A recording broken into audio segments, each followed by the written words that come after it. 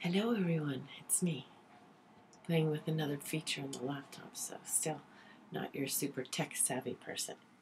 Anyways, it is December 20th, 2012, and the new beginning has begun. For those of you who are starting to have questions about your life and the bigger picture, and certain questions you don't know where to ask, well, start looking up those woo-woo crazy people that maybe perhaps you've made fun of in the past. Those are your guides. Those are the people who are going to answer your questions.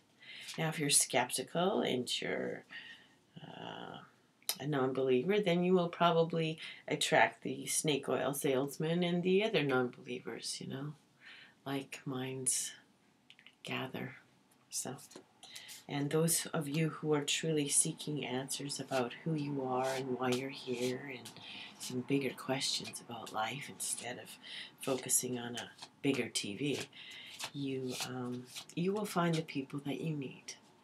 We always find the right people at the right time. The more you're paying attention to the clues and just sitting back and, really opening up to what they are, the more you will see them. Okay. So,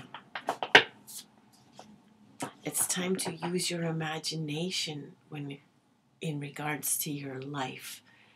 And most of us don't put that into the crock pot when we're planning our life and our goals and whatever. We forget all about imagination and play, and we've jumped into the logic box, and you know what? A lot of people have suffocated to death in that logic box. I myself thought I was going to die inside your logic box. So I had to get out. I had to find my way. I'm a unique person. DNA science is telling you all that now. DNA makes you all unique. It's proof that every single one of us on this planet is different. Well, then how can you be happy with such a small selection of choices that are on the life choice menu in front of you? There's no possible way that the perfect fit for you even exists yet, because only you know what that is. You're unique, which means you have to discover what's best for you. We need to stop living in a world that suffocates that and kills it. Rules. Rare. Unique. Light. Entities. Suffocated. That's what rules do. We need more understanding, acceptance, and exploring going on. So, that's my message that I'm getting. We'll see what card I pull up. See if it goes with any of that. Okay, I say you. Obstacles and challenges. This other card jumped out as well, so sacrifice. Okay, well, sacrifice is a major card, and if you want to take a really good look at that. And sometimes we have to let go of some of those things and sacrifice our old beliefs and our old ways and old ways of doing things. We have to let go of our old selves, our old relationships, and our old ways of thinking and operating in order to discover new ideas, new imagination, new ways of doing something.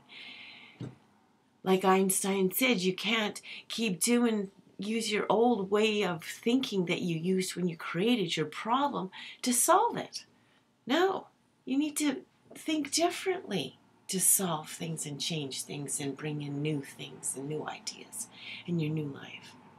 And if you keep starting your sentences with, yeah, but, I can't, because of, well, then you're never going to get out of that circle. It's like an old record on this, it's skipping and it's still playing the same line over and over and over again, and you just want to walk up and go, excuse me, get to the next line, get to the next verse, get to the new chorus. It's time for a new song. Play a new song, draw a new song, paint a new picture for you in your life. You've played that one for a little while now. Try a new one. Make it happy. Obstacles and challenges. This is a spirit card. And to me, what I'm getting is we create more of our own obstacles and challenges by what we think and feel about given situations. And the cold hard fact is we can change how we think and feel about a situation at any moment. At any moment. And then you see that gap between where you are and where you want to go will get a lot smaller when you change how you perceive it. Is it a great big huge immense canyon and impossible to get across? Or is it mere small leap of faith? Sometimes there's no difference other than how you've described it and how you're looking at it and how you've decided it is. Quite often a person be struggling to do something, somebody else will walk up and go, well, what are you doing? What's the problem? And you go, well, I need to do this. And they go, well, why don't you just do that? And they'll, blah, blah, blah, and do it. And the other person standing there like, how could you just do that? I've been standing here for weeks, months, hours, days, contemplating doing that and scared to do that and fearful and thinking about all the things that could go wrong, and you just walked up and did it. Wow. Perhaps maybe I was taking the long route. The extremely boring, non-scenic route of impossibilities. Start saying I'm possible instead of everything's impossible. Give yourself a little space there. Breathe. Breathe in possibilities. That's our message. That's our reading. This is for the week, for the new beginning.